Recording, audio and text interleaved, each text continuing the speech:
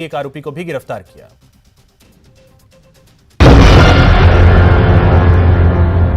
दुनिया के 7 अजूबों में से एक है इटली में पीसा की झुकी हुई मीनार। करीब 185 फीट लंबी ये मीनार अपने झुके हुए ढांचे के लिए विश्व प्रसिद्ध है। करीब 4 डिग्री झुका ये मीनार एक विश्व धरोहर है। हम आपको ये इसलिए बता रहे हैं क्योंकि सोशल मीडिया पर दावा किया जा रहा है कि भारत में पीसा की मीनार से ज्यादा झुकी एक इमारत है और इस पर तो पानी का लगातार बहाव भी होता रहता है। तो क्या भारत में ऐसी कोई इमारत है जो झुकाव के मामले में पीसा की मीनार को टक्कर देता है?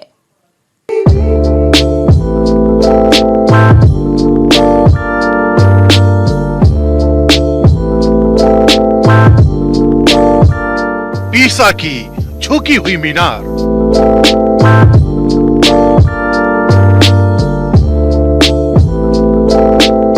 दुनिया के 7 अजूबों में से एक।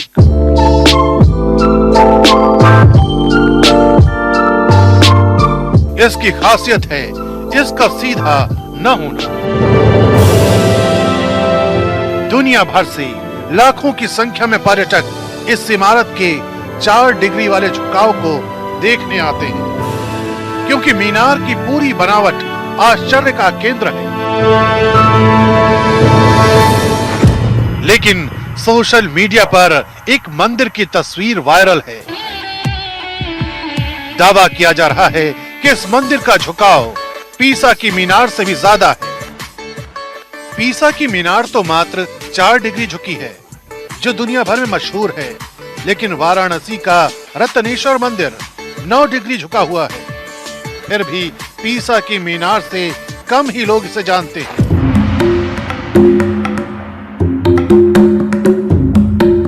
तस्वीर में तो जो मंदिर नजर आ रहा है, उसमें मंदिर का झुकाव भी साफ देखा जा सकता है। लेकिन क्या ये झुकाव पीसा की मीनार से 5 डिग्री ज्यादा है? क्या सच में भारत में ऐसा कोई मंदिर मौजूद है जो बनावट में पीसा की मीनार से ज्यादा अद्भुत है?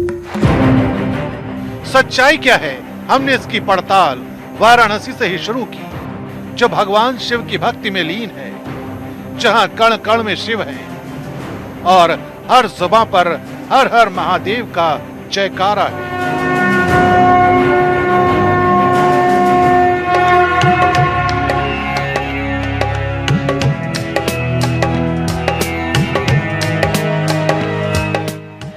यहां हमें वायरल तस्वीर वाले मंदिर के बारे में पता लगाने में ज्यादा देर नहीं लगी। मंदिर वाराणसी के मणिकर्णिका और सिंधिया घाट के बीच का सबसे बड़ा आकर्षण है।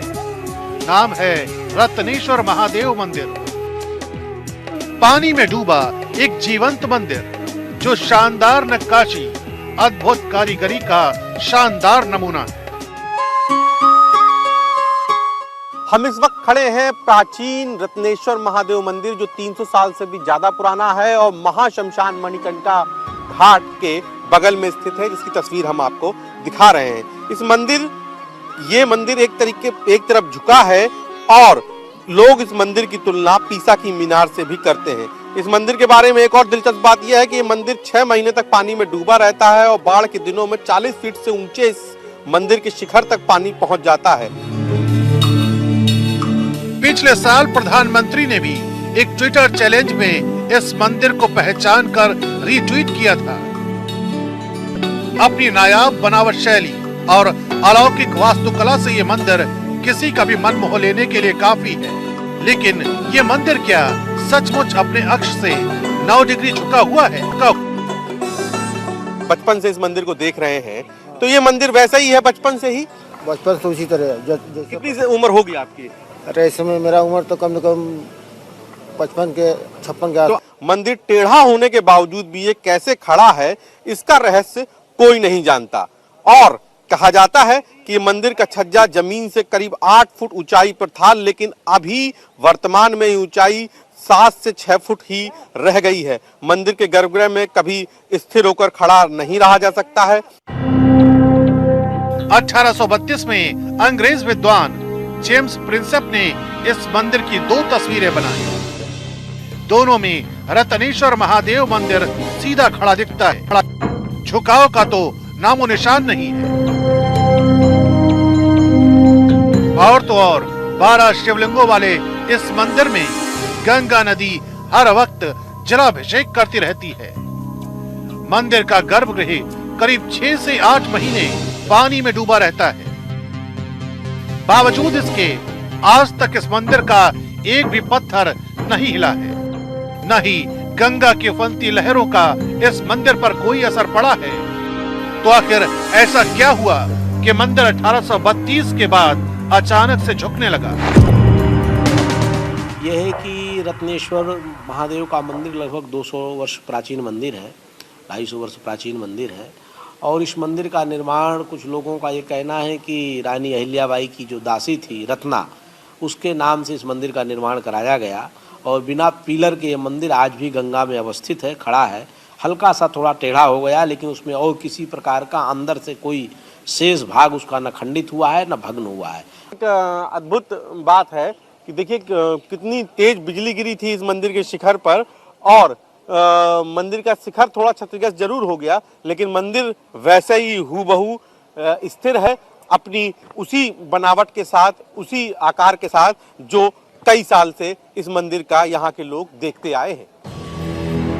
नागर शैली में बनाए गए इस मंदिर की ऊंचाई करीब 39 फीट है, लेकिन गंगा नदी के तलहटी पर बना यह मंदिर पूरी तरह बाढ़ के आगोश में आ जाता है। पहले इस मंदिर के छज्जे की ऊंचाई जमीन से 7 से 8 फीट हुआ करती थी, जो अब केवल 6 फीट रह गई है। लेकिन सबसे बड़े कौतूहल का विषय है इस मंदिर का अपने अक्ष पर 9 डिग्री झुका होना। आध्यात्मिक, सांस्कृतिक और कलात्मक रूप से ऊंचा स्थान रखने वाले इस मंदिर के बारे में अनेकों मत हैं, जिनमें से एक है मणिकर्णिका घाट के पुजारी का सिद्धांत। इसका जो है रहस्य क्या है कि देखिए ये मंदिर जो है, आपको मैंने बताया कि जमीन के नीचे लकड़ी है, शीशम की लकड़ी है। तो ये मंदिर जो है जब सीधा था तो उसी समय भूकंप आया, और आप देखेंगे कि वहाँ पे सीढ़ियाँ भी टेढ़ी हैं, तो सीढ़ियों को भी टेढ़ा नहीं होना चाहिए। तो उसी प्रकार अब ये क्षेत्र जो है, ये मणिकर्णिका क्षेत्र है, ये गंगा से पहले का क्षेत्र है। बिल्कुल इसी तरह इटली की पीसा की मीनार के 4 डिग्री पर झुकने की वजह वैज्ञानिकों ने इसकी नींव में नरम मिट्टी का होना बताया है, जिसकी वजह से ये मीनार लगातार नीचे की ओर झुकती चली जा रही है। और इसके झुकने के कारण ही ये विश्व भर में प्रसिद्ध है।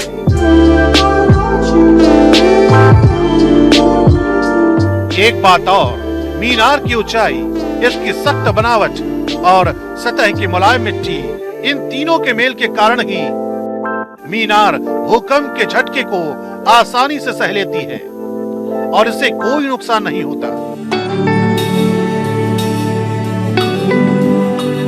साफ है, वाराणसी का रत्नेश्वर महादेव मंदिर पीसा के मीनार से 5 डिग्री ज्यादा यानी कुल 9 डिग्री झुका हुआ है। इसके बावजूद आज तक ज्यों का त्यों खड़ा है। न्यूज़ 18 इंडिया की पड़ताल में वायरल तस्वीर के साथ जो दावा किया जा रहा है वो पूरी तरह सच साबित हुआ है। ऑनलाइन शॉपिंग करते हैं ना, फोन में कई सारी शॉपिंग एप्स में पेमेंट करने के लिए अपने बैंक डिटेल्स भी डालकर रखते होंगे, जिससे आसानी से भुगतान हो जाए। लेकिन ऐसा तो नहीं होता ना कि बिना ऑर्डर किए ही आपके घर किसी शॉपिंग वेबसाइट से लाखों का सामान आ जाए। ना हम किसी तोहफे की बात नहीं कर रहे। अब आप सोच रहे होंगे कि ऐसा कैसे भला हो सकता है, लेकिन सोशल मीडिया पर तो एक ऐसा दावा किया जा रहा है कि घर में बिना ऑर्डर दिए ही लाखों का सामान डिलीवर कर दिया गया और उनके बैंक से करीब 2 लाख रुपए भी काट लिए गए। तो क्या सच में अब शॉपिंग से सावधान रहना पड़ेगा? क्या ये खबर पक्की है?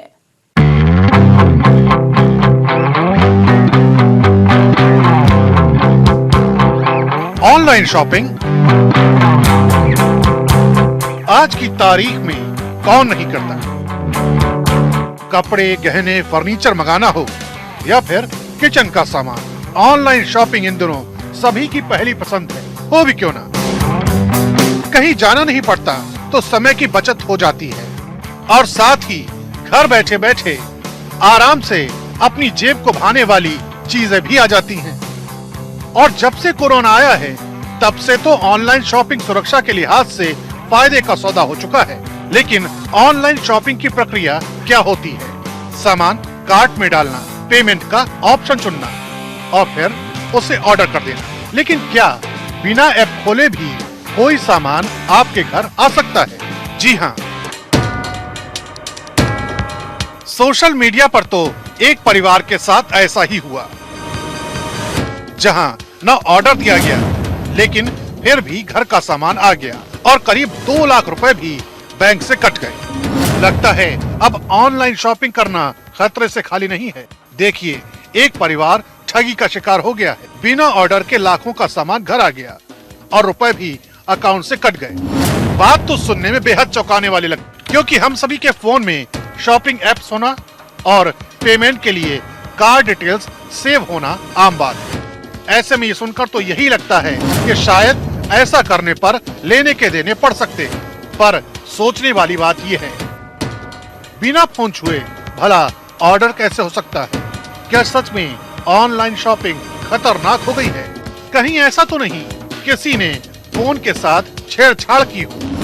हमने वायरल हो रहे इस दावे की पड़ताल शुरू की। हमने इस खबर को इंटरनेट पर खंगालने की कोशिश की, जहां हमें मालूम हुआ कि ये 2 लाख के ऑर्डर वाली खबर भारत की नहीं है।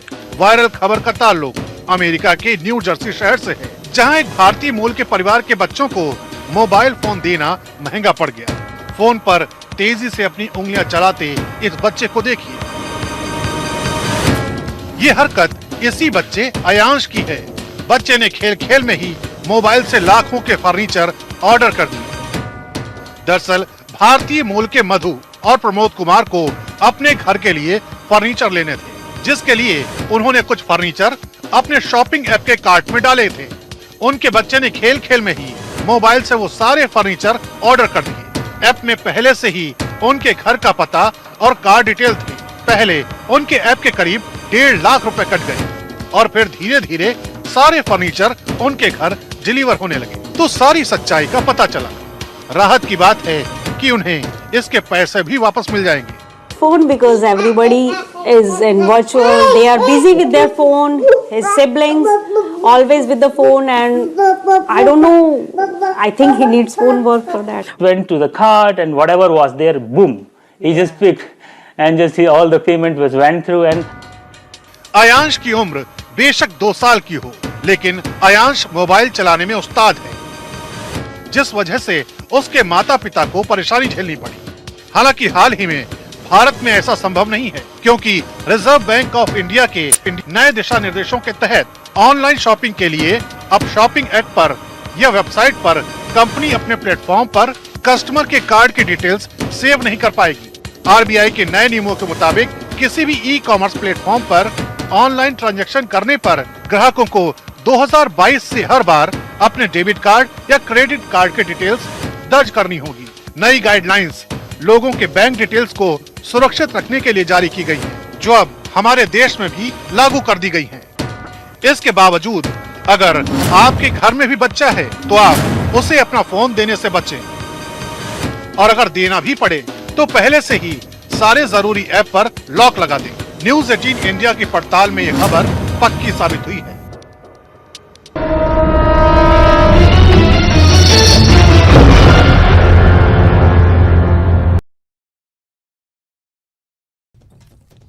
वित्त मंत्री निर्मला सीतारमण वित्त वर्ष 2021-22 के लिए इकोनॉमिक सर्वे कल पेश करेंगी। इसके पहले संसद के दोनों सदनों को राष्ट्रपति संबोधित करेंगे। सीतारमण मंगलवार को बजट पेश करेंगी।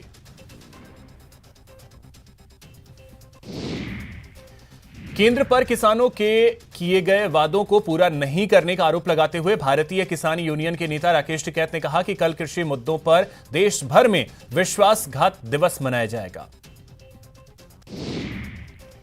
इत्तेहाद मिल्लत काउंसिल के प्रमुख मौलाना तौकीर रजा खां की बहू रही निदा खान ने आज बीजेपी की सदस्यता ग्रहण कर ली। उन्होंने कहा कि 3 तलाक कानून लाने के कारण वे भारतीय जनता पार्टी में शामिल हो रही हैं। गुजरात एटीएस ने किशन भरवाड़ हत्याकांड में मौलाना कमर गनी उस्मानी को दिल्ली से गिरफ्तार किया। एटीएस गुजरात एसपी इम्तियाज शेख ने मौलाना कमर गनी उस्मानी की गिरफ्तारी की सूचना दी। राजस्थान में आज कोरोना के 10,061 नए केस सामने आए। 24 घंटे में 21 लोगों की मौत हुई। 12,600 लोग ठीक हुए। मुंबई में कोरोना संक्रमण के 1,160 नए मामले सामने आए, जबकि इस दौरान 2,530 लोग ठीक हुए। 10 लोगों की मौत हो गई।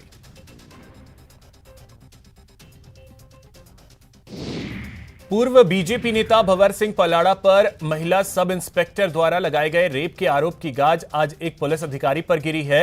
अधिकारी एएसपी संजय गुप्ता सहित 10 लोगों पर पलाड़ा की मदद करने का आरोप लगाया गया है। रीट पेपर लीक मामले में एसओजी की टीम आज मुख्य आरोपी रामकृपाल मीणा को लेकर अजमेर पहुंची। टीम ने यहां आरोपी रामकृपाल के साथ रीट दफ्तर में करीब 6 घंटे तक पूछताछ की और जरूरी दस्तावेज इकट्ठा किए। भरतपुर में आज बीजेपी ने रीट परीक्षा में हुई धांधली को लेकर प्रदर्शन किया। बीजेपी नेताओं ने रीट परीक्षा में हुई धांधली को लेकर सीबीआई जांच की मांग की। कोटपुतली के जमवारामगढ़ इलाके में 3 महीने पहले बुजुर्ग महिला की हत्या और लूट के मामले में पुलिस ने मुख्य आरोपी समेत कई लोगों को गिरफ्तार किया।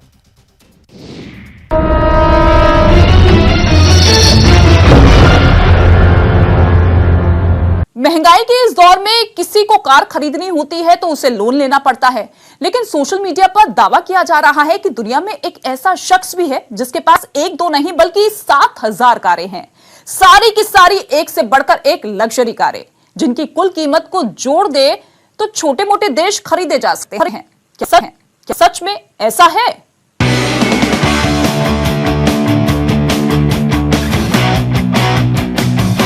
इन 3 तस्वीरों में जो रंग बिरंगी कारें नजर आ रही है, बेहद महंगी और शानदार कारें हैं, लेकिन ये किसी कार शोरूम या किसी गोदाम की तस्वीर नहीं है।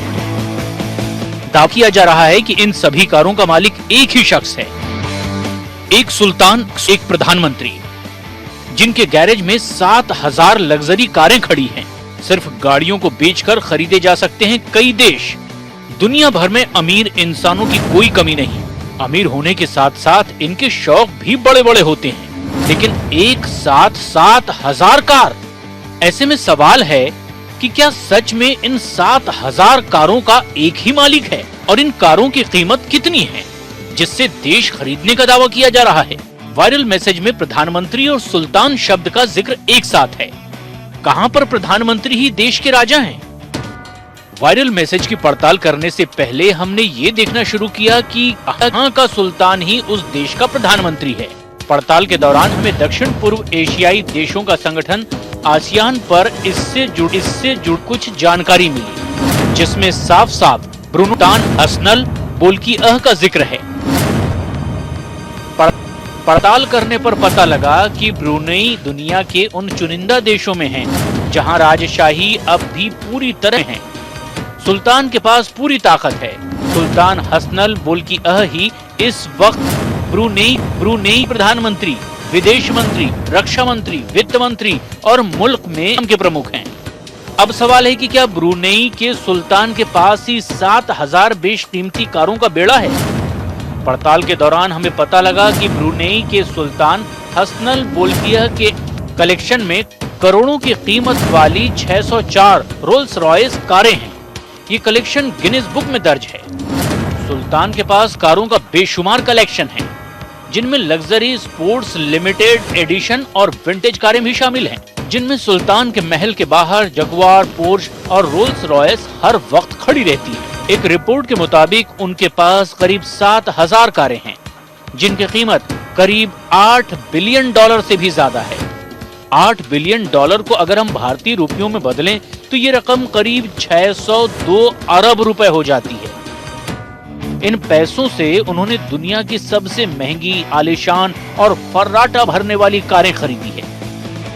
ये कोई साधारण गाड़ियां नहीं है। गराज में खड़ी एक गाड़ी को भी खरीदने के लिए आम इंसान को 100 बार सोचना पड़ेगा।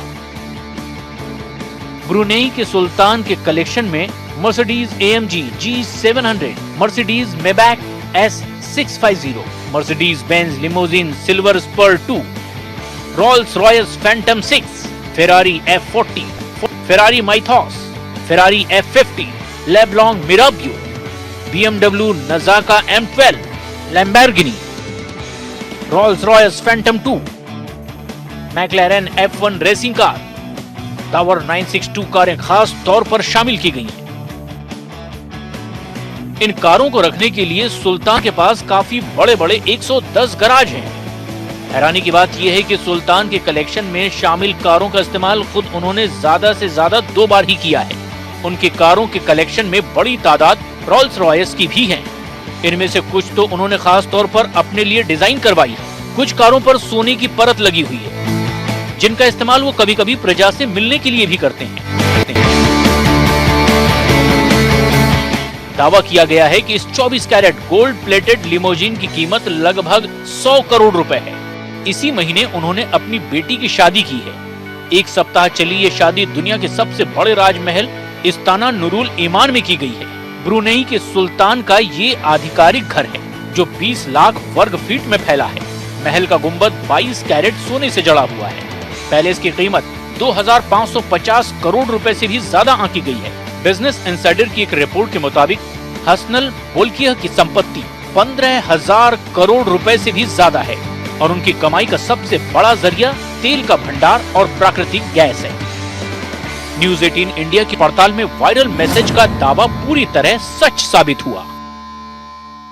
आपने अभी तक बारात और दूल्हे को घोड़े पर, गाड़ी, बस में जाते हुए देखा होगा, लेकिन क्या कभी आपने सुना या देखा है कि शादी में बाराती और दूल्हा जेसीबी से सवार होकर आए हों?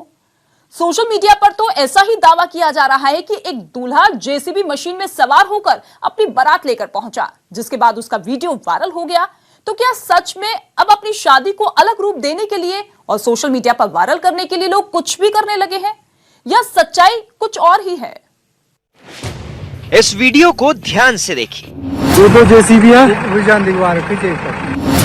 और सुनिए भी। जी हाँ, सही सुना आपने। ये जेसीबी मशीन यहाँ कोई मलबा नहीं उठा रही और न ही कहीं कोई मलबा उठाने जा रही है, बल्कि ये तो एक दूल्हे की बारात है जो अपनी दुल्हन लाने जा रही है। जी हाँ, यकीन ना हो तो इस ऑडियो को दोबारा सुन लीजिए। ये शादी जो है जेसीबी में हुई है, ये दो जेसीबी है। सोशल मीडिया पर इस वीडियो के जरिए दावा किया जा रहा है कि इस जेसीबी में दूल्हा और बाराती है, जो कि बारात लेकर दूसरे गांव जा रहे हैं। वायरल मैसेज में लिखा है कि घोड़े पर दूल्हे को बैठे और बारात ले जाते तो देखा था, लेकिन जेसीबी मशीन में। आजकल लोग मशहूर होने के लिए कुछ भी करने लगे हैं। अक्सर सोशल मीडिया पर शादी से जुड़े अजीबोगरीब वीडियो वायरल होते रहते हैं। सोशल मीडिया पर शादी की चर्चा होती रहे, इसलिए लोग कुछ न कुछ अनोखा करते हैं, जिससे कि उनका वीडियो वायरल हो जाए। कभी कोई दूल्हा या दुल्हन बाइक से एंट्री लेते नजर आते हैं, तो कोई शाही ठाट लेकर राजा महाराजा की तरह अपनी शादी में अलग एंट्री लेते हुए दिखते हैं। इतना ही नहीं, एक दूल्हा दुल्हन ने तो हद ही कर दी जब चील पर बैठकर हवा में अपनी शादी में शानदार एंट्री ली। लेकिन जेसीबी यानी कि लोडर मशीन से बारात ले जाने वाला मामला बिल्कुल अलग है। जेसीबी से बारात ले जाने वाली घटना कहां की है, और बारात को अगर लोडर मशीन पर ले जाया भी गया तो इसकी वजह क्या है? नहीं, ऐसा तो नहीं कि एक मजाक की घटना को वायरल कर दिया गया हो। हमने वायरल हो रही वीडियो की पड़ताल शुरू की और पहले ये खोजा कि ये वीडियो आखिर है कहां का। देश भर में फैले न्यूज़ 18 के रिपोर्टरों के नेटवर्क से हमें पता चला कि ये जेसीबी से बारात जाने वाली वायरल वीडियो दरअसल हिमाचल प्रदेश के सिरमौर जिले की बारात संगड़ाह से सोफर गांव के लिए रवाना हुई। पता लगा कि बीच में सड़क बंद है, ऐसे में आगे जाना मुमकिन नहीं था। वजह है रास्ते पर जमी ये बर्फ। रास्ते पर 3 फुट से ज्यादा बर्फ जमी हुई है। इस बात का अंदाजा लगाने के लिए आप इस कार को देखिए, जो बर्फ में इतनी डूब गई कि नजर ही नहीं आ रही। समस्या गंभीर है और शादी का दिन और वक्त